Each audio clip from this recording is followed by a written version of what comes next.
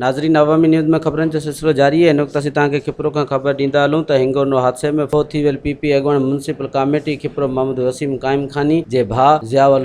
क़ाइमखानी जे जनाज़े निमाज़ ईदगाह कपरो जे ग्राउंड ते पढ़ाई वई। पीपी अॻवाण ज़ियाउल जनाज़े निमाज़ में पीपी ज़िले सांगड़ जो सदर अली हसन हिंगोरजो, पीपी कपरो जो सदर हाजी अमानल्ला मरी, जीडी अॻवाण हाजी खुदा बख्श, हमज़ो खान दर्स, ज़िले councillor function league Mohammad Khan Mangrio, Tehreek Insaf अॻवाण Ali नवाज़ हिंगोरजो, असलम जट, अनीस मरी, अली हैदर हिंगोरजो, हाजी सुलेमान क़ाइमखानी, मोहम्मद अली राजपूत कपरो जे साफ़िन, मुमताज़ बोज़दार, अब्दुल रज़ाक राजपूत, गुलाम करीम शर समेत वापारी तंज़ीमुनि जे अॻुवाण ऐं हज़ारे शहरनि शिरकत कई। जनाज़ो खॼण महिल अज़ीज़नि समेत यारनि दोस्तनि में ओछाणूं ॾींदा रहिया, जॾहिं त हज़ारे माण्हू आलिन अखियुनि सां फ़ौती ज़ियाउल क़ाइमखानी खे क़दीमी क़ब्रिस्तान में मिटी मां हवाले कयो वियो, जॾहिं त फ़ौती भाउ जे वफ़ा ते चेयरमैन मोहम्मद वसीम क़ाइमखानी सां हज़ारे माण्हुनि ताज़ियत कई ऐं ताज़ियत जो सिलसिलो हलंदड़ आहे। जॾहिं त हिंगोरनो हादसे जे 2 औरतुनि फहमीदा इरम समेत हिकु मर्द फैज़ान जो मड़ राति कराची मोकिलियो वियो आहे। वधीक ख़बरनि ऐं तफ़सील लाइ विज़िट कयो अवामी news Facebook page, YouTube page ऐं अवामी न्यूज़ वेबसाइट।